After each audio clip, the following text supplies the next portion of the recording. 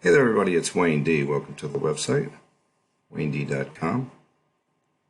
Today we're looking at the great Australian champion Peter Thomson. That will be Thomson without a P, as you can see. Pretty underrated player. He won the British Open 5 times. One of the times was in 1965 when the Americans started coming over. And he beat Jack Nicklaus, Arnold Palmer, and Tony Lema. The other ones were in the 50s, and when the Americans, they didn't really come over very much. Wasn't enough prize money for the guys to make the trip. But he won 84 total tournaments. He won the New Zealand Open 9 times. But the really cool thing about Thomson is he came over to play the U.S. Senior Tour for a year and won 9 times in 1985. And having proved his point, he went back home. So this swing on the left is the best angle. The camera's too high, obviously, but it's stable, and it is pretty much right on the hand line, so we can check it out and actually draw some lines on it. And we'll see how good this is. I put that picture on the right up there because I wanted you to check out Thomson's grip. It's very strong, which you see that these days. So he's at impact is achieving a line of compression there with a drive hold type release, but the grip is strong enough that the left wrist is still flexed back, although that would be what my friend Jeff Mann would call a geometrically flat left wrist, because if you take that strong grip and you move it into an impact position like that, it's going to be bent back and not bent forward. If you bend it forward, you're going to lose a lot of loft. Anyway, let's look at this picture. I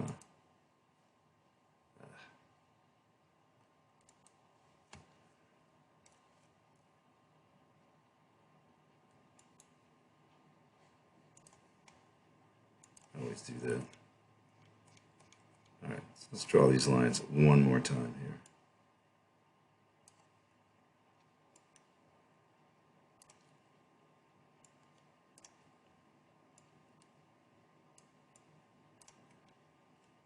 All right, now when the camera's too high, the club usually appears to come underneath the shaft line, which is why you have to be careful with what you say about what's going on, depending on camera height and angle. But we can see that it pretty much comes up right up the plane, and at P3 that shaft is pretty much perfectly on plane. Like, you can see the depth in the right hip.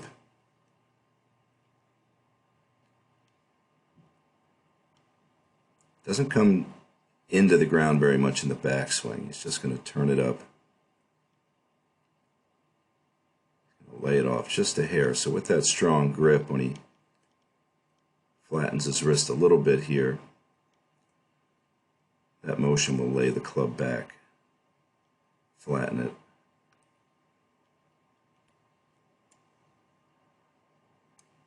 And it's in transition where you'll see the head drop, as he's going to create more room. See the depth remain in the hips. This is some of the best leg action that you'll see. Look how deep that is.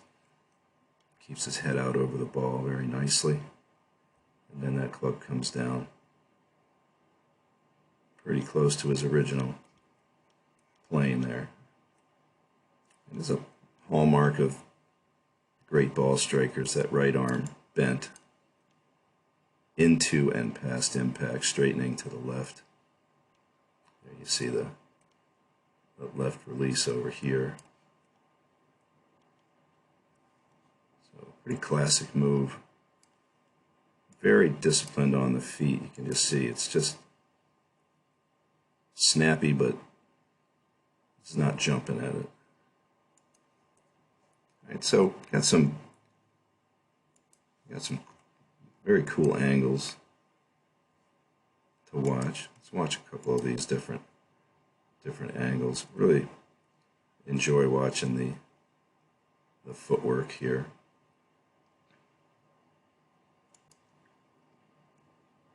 So here you can see the wrist is fairly neutral here. The face is a little bit on the face in the sky side, and that just gives you an idea that the grip is pretty strong. And then the hands out in front move. This is Hogan's sidearm throw. This swing, I would say, is quite reminiscent of Hogan.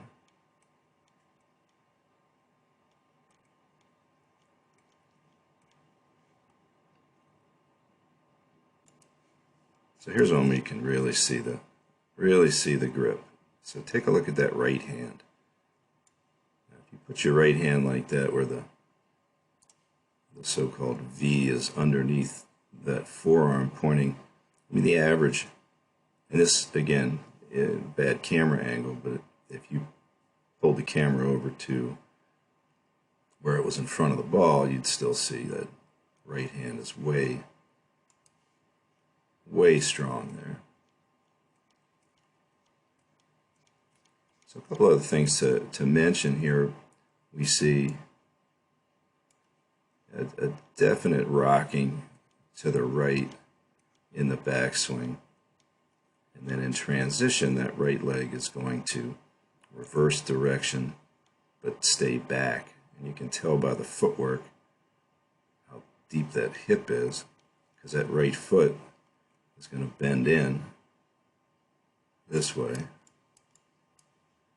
And if he was driving his knee up toward the ball, that's not going to happen.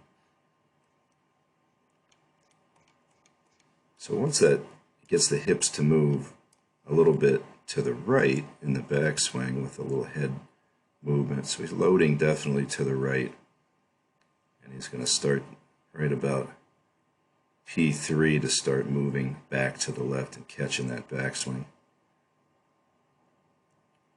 So you're going to see that right hip move from where it is here in transition. It's going to move immediately quite a bit. You'll see this more in the old style swings, more leg drive in general. So he's set up with his left foot a little bit outside of his hip. Again, camera angle's a little off here, but when that left foot's outside the hip, then you can shift pretty much and the foot won't appear to roll over as much, but you can still see how the feet go inside ball of the right foot, outside edge toward the back of the left foot. So great sequence.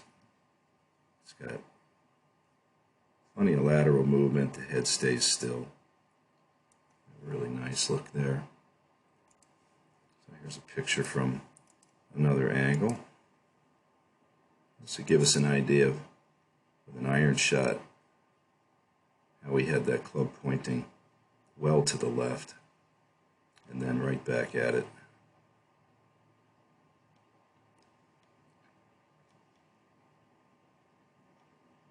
And again, that right leg, it's got that glute driving up and left and not out from under him.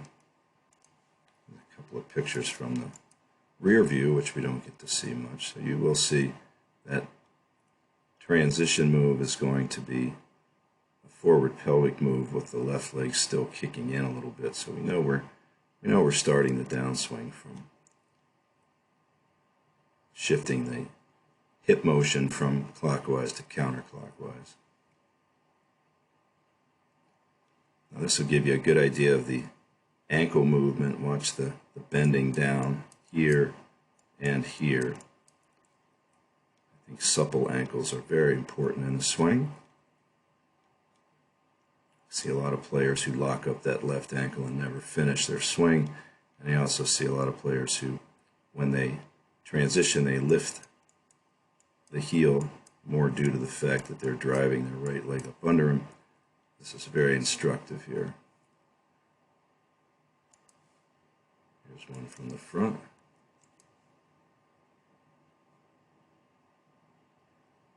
Again, see a little jog to the right in the backswing. And while he does that a little bit, he does not allow his right foot to roll over. Big deal there. So now he has a nice base to come from. Gives it that inward drive with the right. So I always call that a 45-degree slide turn, like Trevino called it.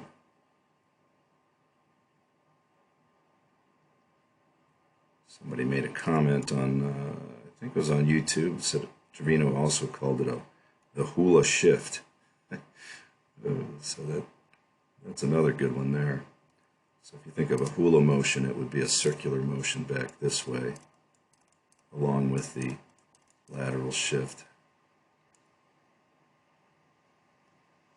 Very nice.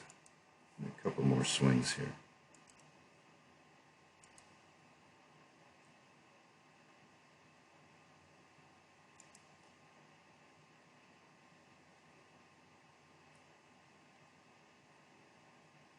Here you can really see the sequence. You're going to see the back muscles remain where they are while the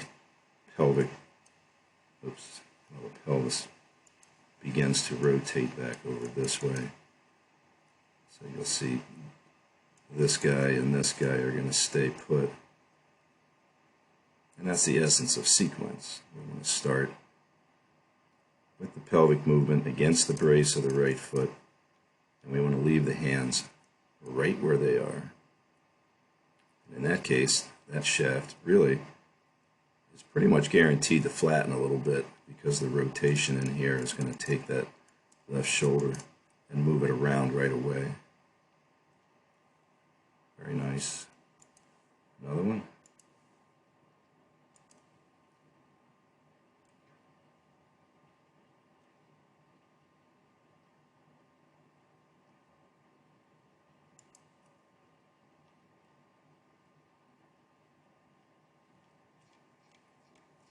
So as you watch his left heel, doesn't really lift it up very much. Again, sort of like Hogan, where Hogan said that he didn't really care if it came up, and if it did, it would be a small amount. So Thomson really is kind of doing that. But the key is that when he does lift his heel up, he's still on the inside ball of that foot. So the knee is kicking inward.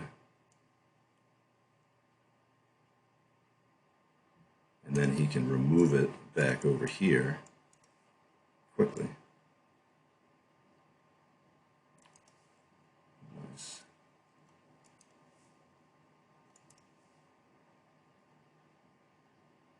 So that's pretty amazing. First or second in the British Open, 7 straight years.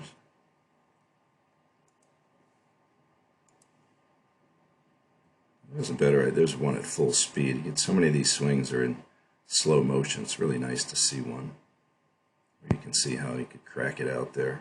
Beautiful.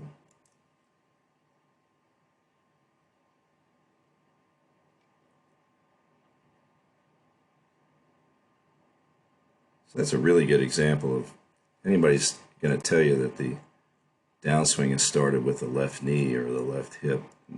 They're just wrong. Because you can see this downswing is transitioning right here while the left knee is kicking inward.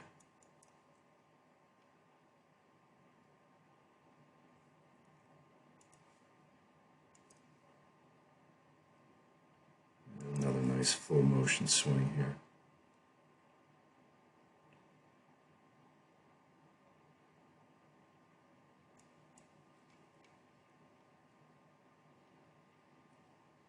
There you can see a good picture of the left heel as it lifts a little bit, knee kicks in, replants, beautiful rhythm.